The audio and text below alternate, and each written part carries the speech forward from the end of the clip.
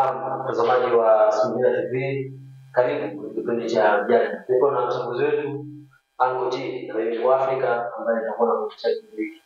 Na tunaangazia hapa hususan mjadala mkubwa ambao kuzuiwa kwa viongozi mbalimbali wa vyama vya siasa pale nchini Angola, ambapo wakiwemo pia mwenyekiti wa chama cha demokrasia na maendeleo Chadema hapa nchini Tanzania, lakini pia yupo makamu wa kwanza wa rais pale Zanzibar, ambaye pia ni kiongozi kupitia chama cha ACT Wazalendo. Hao ni kutoka Tanzania, lakini wengi wengine kutoka South Africa na nchi zingine, nchi mbalimbali ambao wamezuiliwa kuingia kwenye mkutano, lakini hao wamezuiliwa katika uwanja wa ndege pale uwanja wa ndege Rwanda kwa nchini Angola, katika jiji la Rwanda, kama makao makuu ya nchi ya Angola. Tuko na kutia hapa mchambuzi wetu anaweza kutuambia hii issue ama swala hili lilotokea linamaanisha nini kwenye ukanda wetu wa nchi zetu za Afrika, lakini pia tukiangalia pia hawa Angola, sisi Tanzania, South Africa na nchi nyingine tupo katika jumuiya ya umoja wa nchi za SADC pia, ambapo tunaweza kuingia bila visa kwenye hizi nchi. Hapo tuanze moja kwa moja kwenye hili swala. Wapo unaliona ni jambo gani kwanza kwa viongozi kama hawa ambapo wamefika kwenye hili swala la kuna kujadili. Kwa swala ni kuna kujadili kitu gani pia unaweka wazi mtazamaji, lakini pia uzungumze unachukuliaje kwa mtazamo wako. Asante na nikushukuru wewe mtazamaji ambaye umechagua Simulia TV kwa kituo chako bora kabisa cha matangazo. Lakini kabla sijaenda kwenye uchambuzi moja kwa moja, nitakuwa mchoyo wa fadhila nisipowashukuru wadhamini wetu ambao ni Ngara Avocado Garden, ambao wamehakikisha kipindi hiki kinakujia moja kwa moja kutokea hapa Kabanga. Lakini pia Ngara Avocado Garden kazi yao wao ni kuzalisha miche ya parachichi na wanasafirisha nchi nzima, na wanahakikisha kwamba wanaleta mapinduzi ya zao la parachichi nchini Tanzania. Na niendelee kuwakaribisha wadhamini wengine ambao wana bidhaa zao kuweza kutangaza matangazo yao kupitia Simulia TV, kwa sababu Ngara Avocado Garden wanaendelea kujivunia Simulia TV kwenye soko lao la miche. Na tukienda moja kwa moja katika uchambuzi wa siku ya leo, tunaangazia tukio hili ambalo limetokea hapo jana Machi 13 pale nchini Angola, katika uwanja wa ndege ambao tunaweza tukasema ni kama uwanja wa kimataifa kama tunavyosema Julius Kambarage Nyerere kwa hapa nchini kwetu Tanzania, ambapo ni mji mkuu wa Rwanda, ndio mji mkuu wa Angola pale. Kwanza tukio hili binafsi mimi kama mchambuzi wa masuala mazima ya kisiasa na kijamii, hii ni aibu.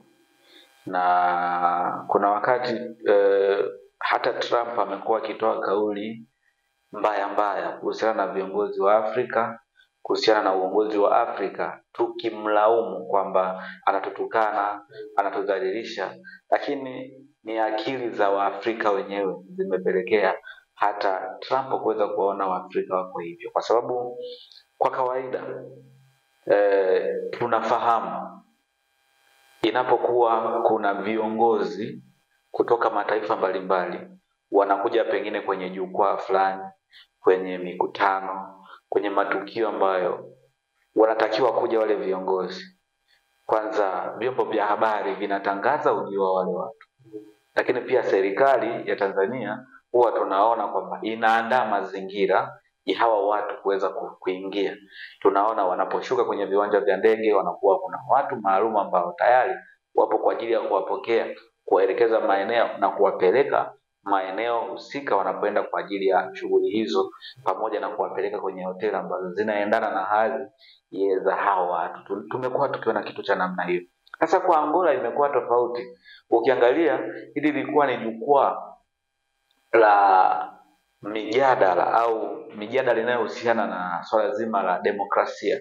Tunapozungumzia demokrasia maana yake ni uhuru. Sasa kama watu wamekuja kwenye uhuru, watu wamekuja kujadili demokrasia kwenye nchi yako, halafu hawa maafisa wa uhamiaji wanakuja wanawazuia viongozi na wawakilishi wa vyama vya kisiasa kutoka nchi mbalimbali ya Afrika zaidi ya 20 wanawashikilia kwamba wasiende kushiriki kwenye jukwaa hilo. Sasa unaona demokrasia iko wapi? Unaona nchini Kenya pia Sasa wanazuiliwa, wameenda kwenye demokrasia. Unaona kwamba Afrika kuna demokrasia ambayo haina uhalisia, yani inatamkwa katika mdomo lakini haipo katika vitendo. Tuseme demokrasia haina demokrasia, yani kwamba katika mdomo inatamkwa demokrasia kwa maandishi na maongezi, lakini katika uhalisia hauwezi kuiona, kwa sababu hawa watu walikuwa wanaenda kujadili masuala mazima ya demokrasia ambayo yanahusu vyama vya kisiasa Afrika.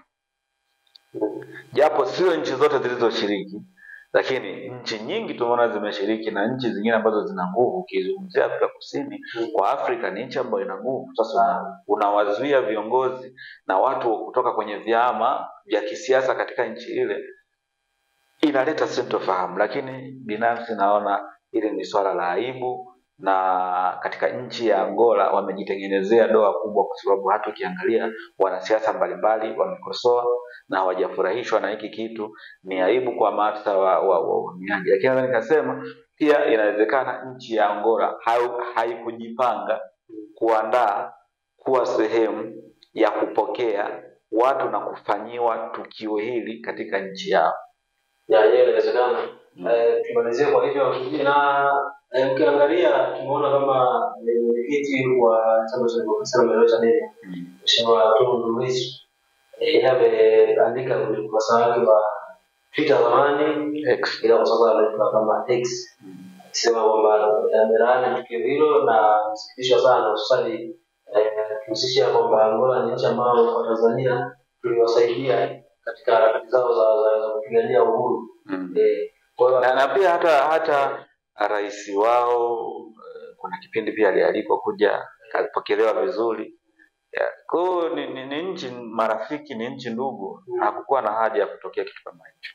Na sawa, nakushukuru sana mtazamaji. Pia kutoka kwa maoni yako mzuri kwa mazungumziaji kuhusiana na swala hili ambalo limetokea pale nchini Angola, Rwanda, kwenye mji wa Rwanda, ambapo viongozi wa vyama mbalimbali, wanasiasa kutoka nchi mbalimbali hapa barani Afrika kuzuiliwa na hawa maafisa wa uhamiaji kwamba bwana hapa mwingine. Kwa nini? Walikuwa hawafahamu ujio wao au uelewaji wao au ni vipi? Mpaka sasa hivi nini nyuma yake? Sijajua kwa masuala haya, lakini mpaka jana hakuna ripoti maalum iliyotolewa na nchi ya Angola kwamba sababu za msingi za kuzuiliwa zilikuwa ni zipi. Sasa tukuta na mtazamaji pia anaweza kuona maoni yako.